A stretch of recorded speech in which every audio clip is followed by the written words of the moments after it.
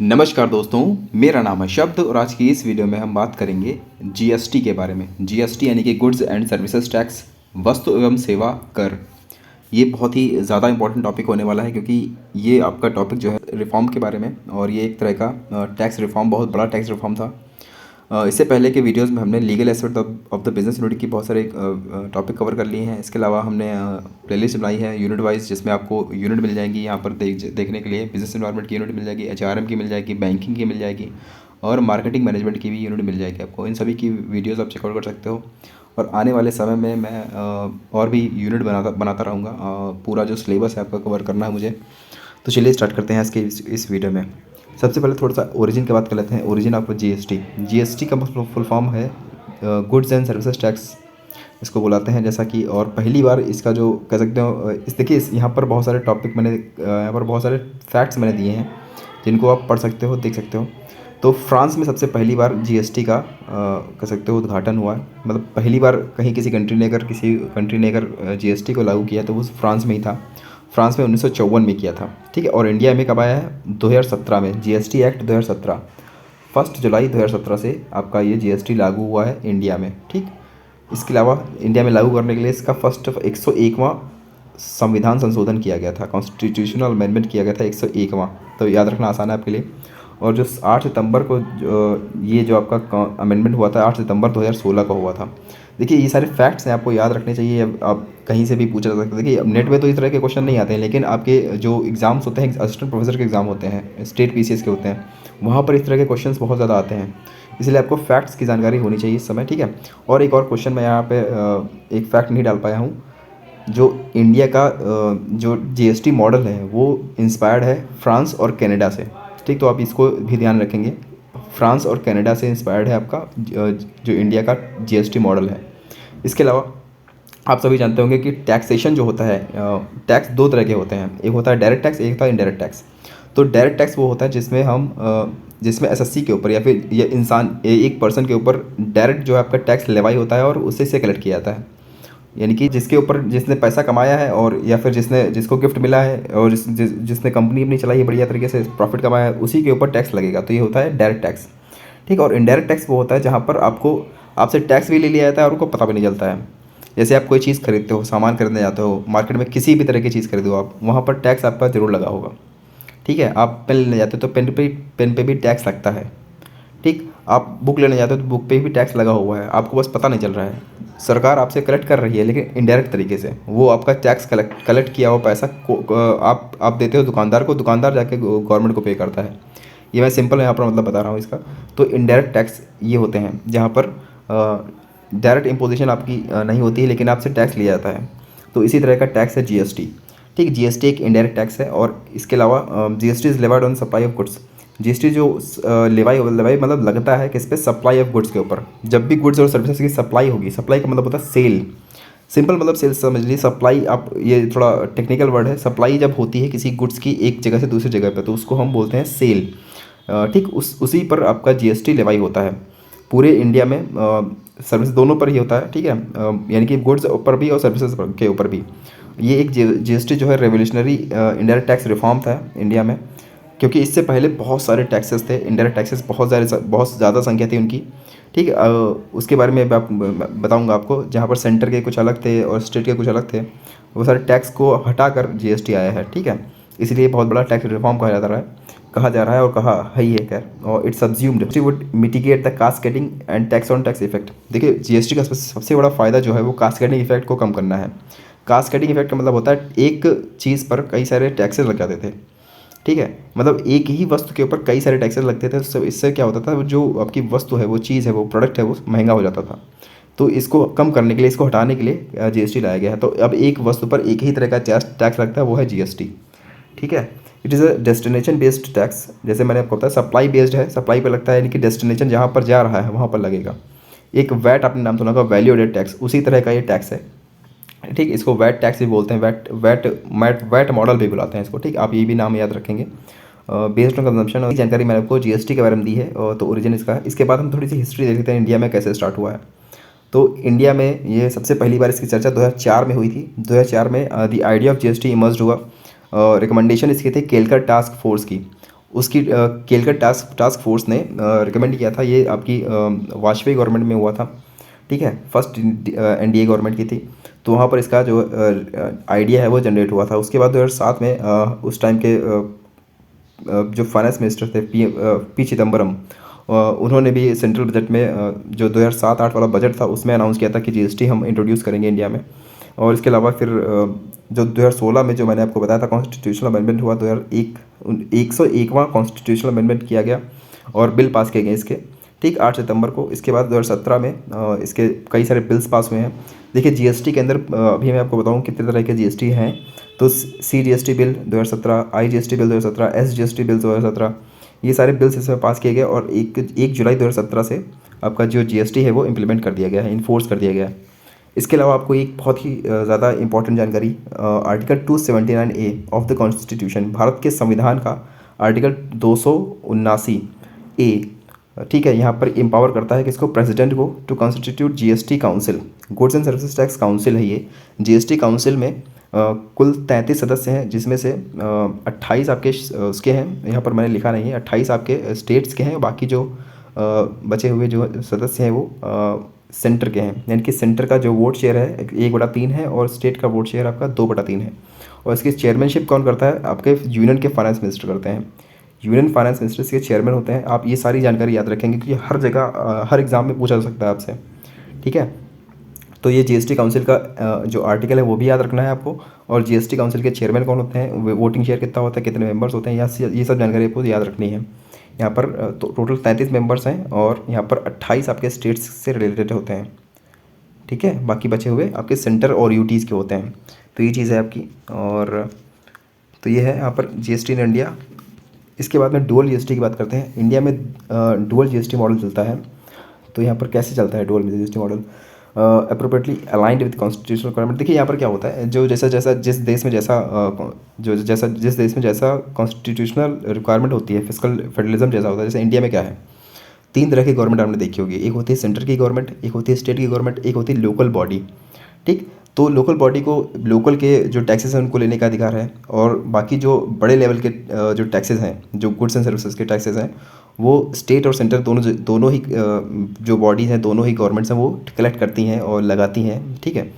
इसीलिए यहाँ पर जब टैक्सेस हटाए गए, मतलब बहुत सारे टैक्सेस थे उनको हटाया गया, बहुत सारे इनडायरेक्ट टैक्सेस जब हटाए गए तो जीएसटी लाया गया। तो जीएसटी में भी यहाँ पर देखा जा रहा है कि दो बॉडी बनाई गई हैं जो यहाँ पर दोनों, यानी कि सेंटर और स्टेट दोनों तरह के जीएसटी लाई गई हैं। तो यहाँ पर 3 तरह की जीएसटी मेनली बताई गई हैं। लेकिन अगर आपसे पूछा जाए कि कितनी तरह की जीएसटी होती है तो आप 4 बताएंगे। अभी बताऊँगा इसका मतलब क्या है। तो सेंट्रल जीएसटी होती है, इसको CGST बोलते हैं शॉर्ट में। ये आपकी लेवाई की जाती है, लेवाइड बाय सेंट्रल गवर्नमेंट के द्वारा लगाई जाती है और इंटर स्टेट सप्लाई के ऊपर लगती है। इंट्रा स्टेट सप्लाई का मतलब बताता हूँ आपको। देखिए इंट्रा का मतलब होता है कि एक स्टेट के अंदर ही अगर कोई सेल परचेज या फिर सप्लाई हो रही हो, एक स्टेट के अंदर ही इंट्रा स्टेट होती है। INTRA मतलब विद इन स्टेट, ठीक। और इंटर स्टेट का मतलब होता है, यहाँ पर लिखा हुआ इंटर स्टेट सप्लाई का मतलब होता है एक स्टेट से दूसरे स्टेट में जब हम सप्लाई करते हैं तो उसको हम इंटर स्टेट बोलते हैं। वहाँ पर लगता है आपका IGST, ठीक है। और स्टेट के अंदर ही जब सप्लाई होती है तो वहाँ पर CGST और SGST दोनों लगते हैं, ठीक है। तो स्टेट जीएसटी जो है, SGST जो है वो UT या तो यूनियन टेरिटरी कलेक्ट करेगी या फिर स्टेट कलेक्ट करेगी। तो यहाँ पर SGST और UT GST 2 हो जाती हैं आपकी टेरिटरी वाली GSTs हो जाती हैं, ठीक है, लोकल बॉडीज़ हो जाती हैं, समझ लीजिए आप। तो ये चीज़ है, आपको याद रखना है। तो जब हम एक स्टेट के अंदर जब गुड्स सप्लाई करते हैं तो वहाँ पर 2 तरह की GST लगती हैं, CGST और SGST, ठीक। और अगर हम स्टेट के बाहर कोई सप्लाई करते हैं तो वहाँ पर IGST अप्लाई होता है। तो ये चीज़ आपको याद रखनी है, ठीक है। इसके अलावा हम यहाँ पर देख लेते हैं GST किन किन प्रोडक्ट्स पर नहीं लगता है। GST हर तरह के प्रोडक्ट लगता है एक्सेप्ट दीज प्रोडक्ट्स। इसका मतलब यहाँ पर पेट्रोल से है। देखिए कौन कौन से प्रोडक्ट हैं जिस पर GST नहीं लगता है, अभी तक नहीं लगा है, ठीक है।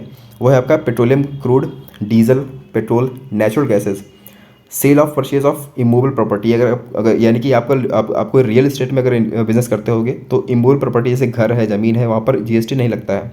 Alcoholic liquor for human consumption, liquor यानी कि तो ये भी याद रखना है, इसमें भी क्वेश्चन बहुत बार क्वेश्चन पूछे जा चुके हैं कि GST किन किन प्रोडक्ट्स पर लागू नहीं होता है, या फिर इसमें से ऑप्शन दे देगा आपको कि इनमें से कौन सा प्रोडक्ट है जिसमें GST नहीं लगता है।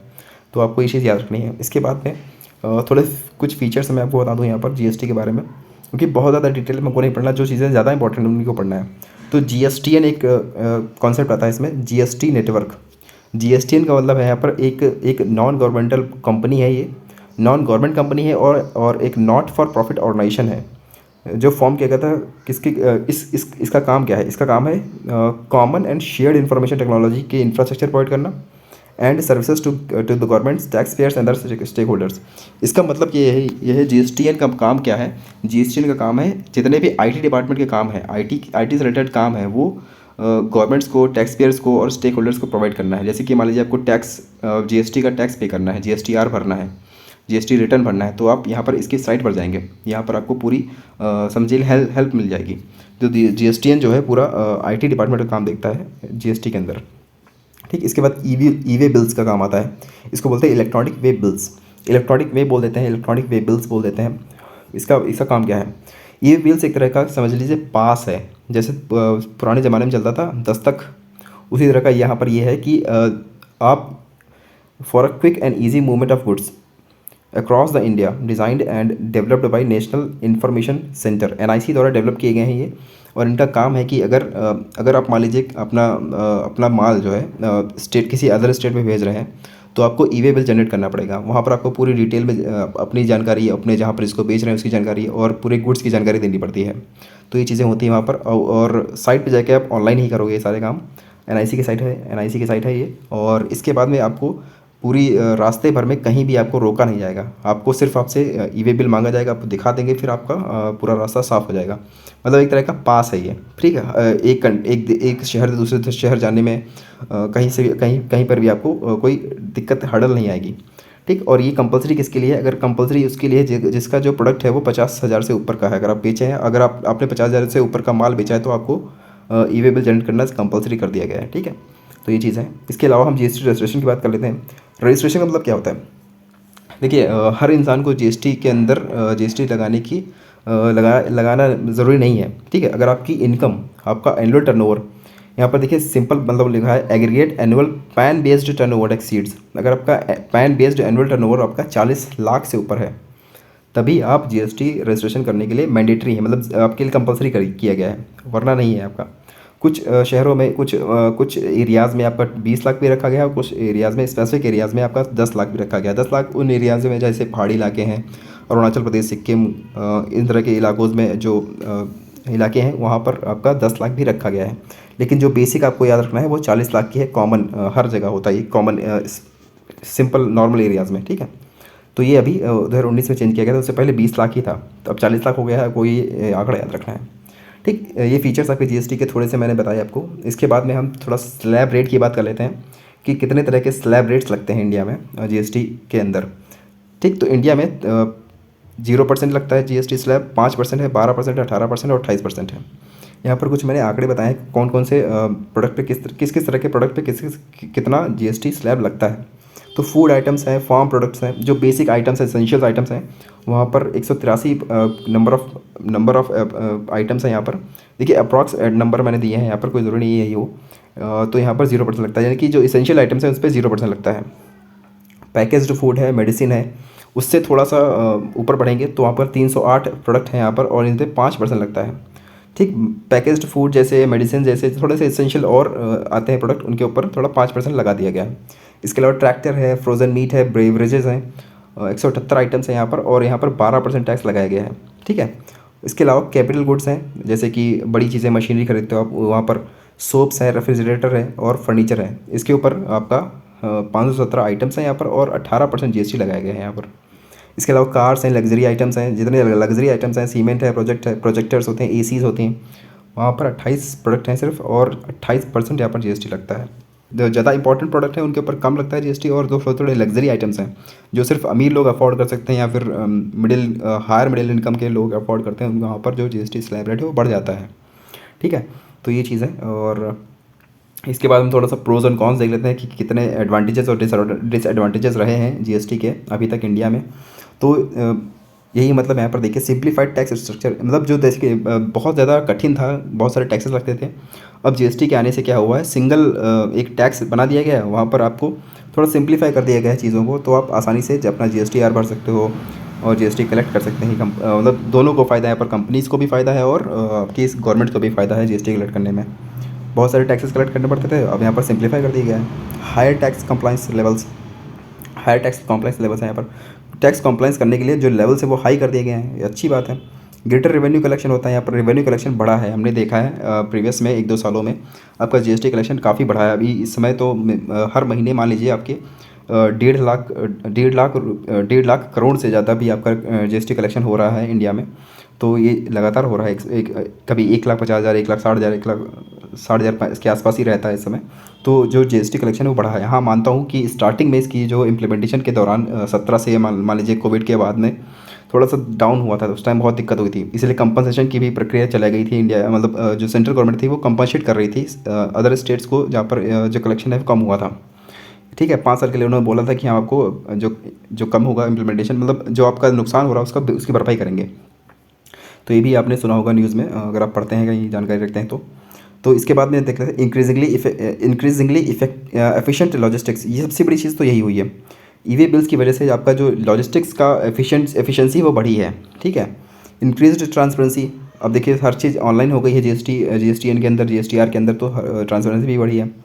ईजी एक्सेसिबिलिटी हुई है, ये भी सही बात है। कन्वीनियंस फॉर स्मॉल बिजनेस, देखिए यहाँ पर डिबेट है, कन्वीनियंस स्मॉल बिजनेस के लिए कन्वीनियंट हुआ है या नहीं हुआ है, इसके ऊपर बहुत ज़्यादा डिबेट चलती रहती है। डिजिटाइजेशन तो हुआ है, हर हालत में डिजिटाइजेशन तो हुआ ही है GST आने से। बूस्ट टू द इकॉनमी, ये भी सही कह सकते हो, कुछ मामले में बेहतर चीज़ है, सही चीज़ हुई है। और इंक्रीज्ड कॉस्ट, देखिए ये यहाँ पर बता रहा था कि स्मॉल बिजनेस के लिए कि इंक्रीज्ड जो कि कॉस्ट जो है वो इंक्रीज़ हो गई। तो स्टार्टिंग में जब इम्प्लीमेंट करने की बात आती है तो वहाँ पर सबके पास वो चीज़ सुविधा नहीं को आसानी से इम्प्लीमेंट कर पाएँ, तो ये चीज़ है यहाँ पर। हाई टैक्स लायबिलिटी फॉर SMEज़, यही बात मैंने बताई कि SMEज़ की जो टैक्स लायबिलिटी वो हाई हो गई है इस समय। और पेनल्टीज, और कभी कभी होता है इम्प्लीमेंटेशन नहीं कर पाते हैं सही से, तो उनके ऊपर पेनल्टी और फाइन्स भी लग जाते हैं, तो ये भी इसकी एक ड्रॉबैक रहा है। इम्पैक्ट ऑन अनऑर्गेनाइज सेक्टर, देखिए यहाँ पर ये ऐसा है कि GST सबके लिए ज़रूरी नहीं है, मैंडेटरी तो नहीं है। जैसे मैंने आपको बताया था 40 लाख से अगर आपकी जो टर्नओवर है कम है तो आपके पास ऑप्शन है कि आप ना लें। लेकिन अगर आप GST का रजिस्ट्रेशन नहीं कराते तो आपके बहुत ज़्यादा दिक्कत हो रही है। अनऑर्गेनाइज सेक्टर में अगर आप आ रहे हो तो आपको दिक्कत हो रही है कि बैंक लोन में दिक्कत हो रही है, बहुत सारी दिक्कतें, बहुत सारे हर्डल्स आते हैं। इस वजह से जो GST के आने से जो अनऑर्गेनाइज सेक्टर है उसको बहुत ज़्यादा नुकसान हो रहा है, तो ये चीज़ है। इसके अलावा अदर टीथिंग इश्यूज़ हैं, बहुत सारे अंडरस्टैंडिंग की कमी है, मतलब लोगों को अभी तक समझ में नहीं आ रहा था, फ़िलहाल तो अभी तक समझ में आने लगा होगा। इम्प्लीमेंटेशन में बहुत ज़्यादा दिक्कत आई है, तो ये इसके कुछ डिसएडवांटेजेस भी रहे हैं मेरे हिसाब से।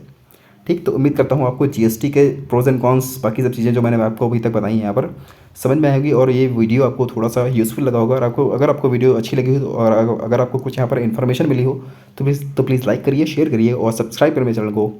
Thank you guys, God bless you all.